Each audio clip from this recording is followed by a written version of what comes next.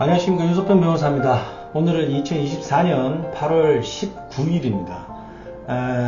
또 공부할 시간이 왔는데, 제 영상 중에 또 블로그 글 중에 임대인이 개인 파산, 개인 회생 했을 경우, 임차인이 개인 회생, 개인 파산 했을 경우, 그거에 대한 영상이나 글이 있는데, 이게 이제 뭐 일반론적으로 얘기하다 보니까 쉽게 와닿지가 않는 건데, 아무래도 임대인이 이제 개인 회생을, 개인 파산을 했을 경우에 이제 임차인들이 아무래도 영세하잖아요. 남의 집에 새 들어 사는 거니까. 그래서 요거 이제 개인 회생에서 어떻게 처리되느냐, 그거에 대해서 예를 들어 가지고 설명을 한번 해보겠습니다. 임대인 A가 이제 급여 소득자고, 이제 은행에 이제 대출 채무가 있는데, 부모님이 7천만원짜리 아파트, 그게 있는지 모르겠는데, 근데 일단 얘가 이제 아파트를 증여해 줍니다, 얘에게. 그리고 전세금 5천만원에 전월세를 내요. 근데 이제 임대인, 집주인 A가 그 부모로부터 이제 아파트를 증여받긴 했지만은 자기 대출 채무를 갚지를 못하는 상황이 되니까 개인회생을 신청하려고 해요. 그랬을 경우에 이제 어떻게 처리되느냐? 임대인도 다른 부동산 없으면 문제지만은 임차인이 제일 문제잖아요. 이제 이게 날아가 버리면 어디 가서 살 데를 구해야 되거나 그래야 되는 거니까.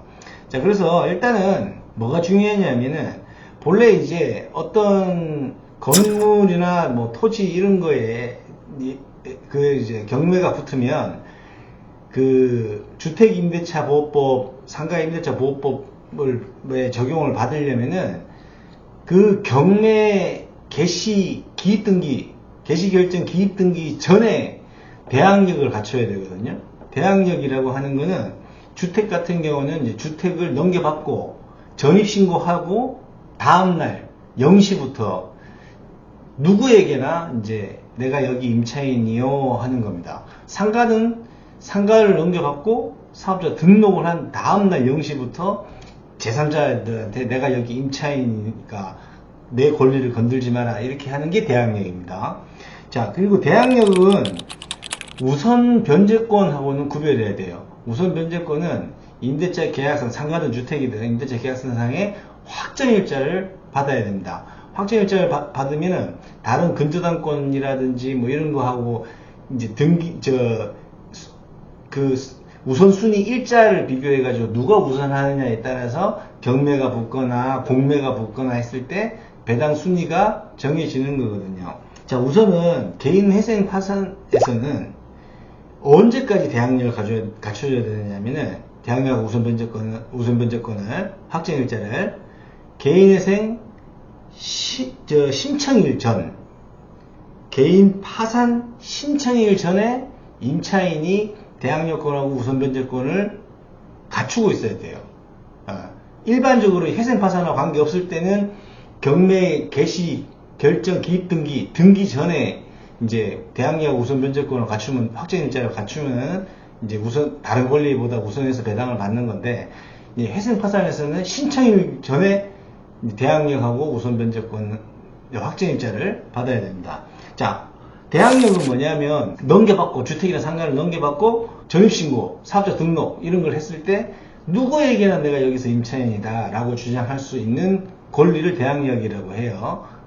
그거는 개인 회생이든 개인 파산 신청인 전에 구비하고 있으면 됩니다. 근데 대항력만 가지고 있을 때 이제 최우선 소액 보증금이라 있거든요. 서울은 5,500만원, 수도권은 4,800만원, 지방은 2,800, 2,500 이렇게 되고, 상가도 이제 그 환산 보증금 계산해가지고 최우선적으로 확정일자 안 받아버린, 상가나 주택을 넘겨받고 전입신고나 사업자 등록 냈을 때 그게 이제 최우선 대항력을 갖추는 건데, 그게 이제 최우선적으로 보호를 해줘요.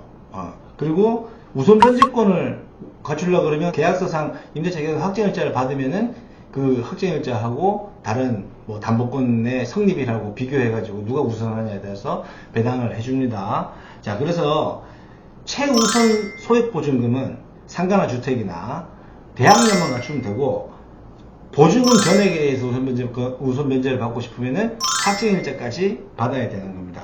자, 근데 이 개인회생 개인 파산 들어가면은 이 임대차 보증금을 이 대항력도 갖추고 우선 변제 효율도 갖춘 이 임차 보증금 반환 채권을 담보권처럼 취급해줘요. 담보권처럼. 그래서 이제 개인회생 채권자 목록에도 이제 주택 임차인이 누구, 그 다음에 보증금의 이제 액수 이런 것들을 이제 기재를 하게 되고, 그 다음에 이게 이제 개인회생 파산에서는 담보권을 별채권이라고 부르는데 그냥 담보권이라고 보시면 돼요. 담보권 목록에다가 이제 채권액을 적는데, 이게 이 담보권은 실무상 시세의 70%를 적어내도록 돼 있어요. 왜냐하면 이제 경매 불건하면 유찰될 수도 있고 뭐 여러 사정이 있을 수 있기 때문에 시세의 70%만 딱 예상 변제액으로 70%를 잡도록 돼 있어요. 이거는 법에 있는 것도 아니고 그냥 실무가 그래요. 1억짜리면 7천만원 담보권 변제가 된다. 이 대항력 우선 변제권 갖춘 임차권도 담보권에 준해서 사기 때문에 이 집 같은 경우는 지금 시세가 7천만원이죠. 70%면은 임차권 예상 변제액이 70% 곱하면 7천만원에 4,900만원 된단 말이에요. 그럼 100만원은 일반 채권이 되는 거죠. 담보가 안 되는. 그렇고, 그 다음에 이제 보증금이 5천만원이었잖아요. 그러면은 이 예정 변제액하고, 그 다음에 보증금하고 적은 금액을 담보권 목록에다가 기재를 하도록 실무가 그렇게 되어 있습니다. 그래서, 임차인으로서는 내 임차 상가나 주택에 관한 임대차 보증금이 담보권처럼 취급되는데, 그거에 대해서 채권자 목록에다가 뭐 임차인의 인적사항이라든지 금액이라든지 이런 것들을 다 기재를 해야 되거든요. 그리고 임대차 보증금은 기본적으로 임차인이 월세를 안 냈다든지, 그 다음에 상가나 주택의 건물에 훼손을 했다든지 그런 손해배상까지 다 이 담보를 하는 거거든요. 임차 보증금은.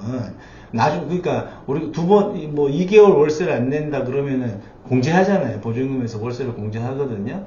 그래서 임차인이 임대인에게 끼치는 손해뿐만 아니라 여러 가지 미지급 채권에 대해서 다 공제 정산을 할 수 있게끔 담보를 하는 게 임대차 보증금이에요. 근데 문제는 이 임차권 등기를 하면은 당연히 대항력이 생기는 거죠. 임차권 등기를 하지 않더라도 주택이나 상가임대차 보호법상 건물을 넘겨받고, 그 다음에 전입신고라든지 사업자 등록을 내고, 또는 임대차 계약서상 확정일자를 받은 우선변제권까지 생기도록 법이 그렇게 오랫동안 시행이 되어 왔습니다.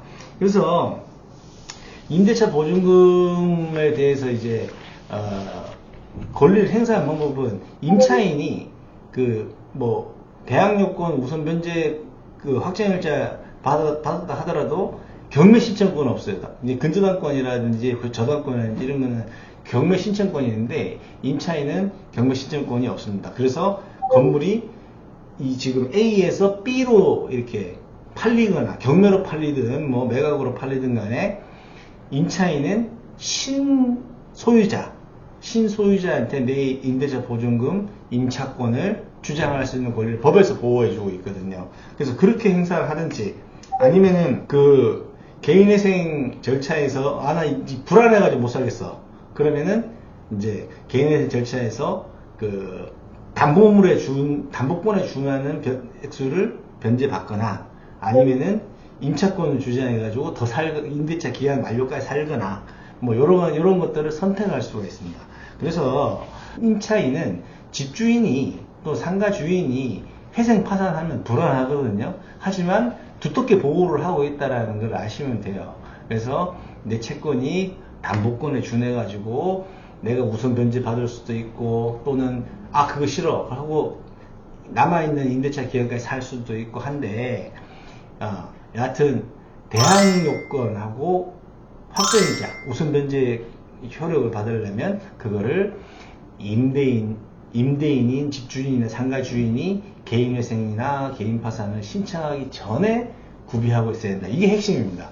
그래야지만 보호를 받으실 수가 있어요. 이런 거 임대인이 이런 거 안 하고 그냥 다른 금융기관에서 근저당권자가 뭐 경매 신청을 하거나 이랬을 때는 경매 개시 결정 기입 등기라고 하는 게 등기부에 찍혀요. 그러면은 그 전에 대항력하고 우선 면적권을 그러니까 확정일자를 받아두면은 보호를 받을 수 있습니다.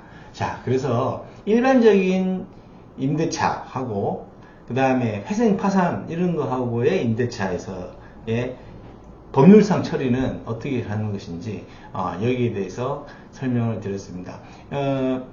글로 설명을 또 해놓을 거니까는 제가 말씀을 드려도 이해가 안 될 수도 있는데 글로 포스팅을 해놓을 테니까 이제 그거 읽으면서 영상을 보시면 이해가 되실 겁니다. 이거 좀 민감한 사항이에요. 임차인들 집 날라가고 갑자기 쫓겨나고 이럴 수도 있는 문제이기 때문에 매우 중요한 사항입니다. 그래서 이 부분에 대해서 개인 임대인이 파산, 개인 회생 뭐 이런 거 할 때 하고 안 할 때 하고 차이가 어떻게 되는지 정확하게 기억을 하고 계셨다가 내 권리를 제대로 행사할 수 있게끔 요건을 구비해야 된다. 이것만 기억하시면 되겠습니다. 여기까지 시청해주셔서 감사합니다.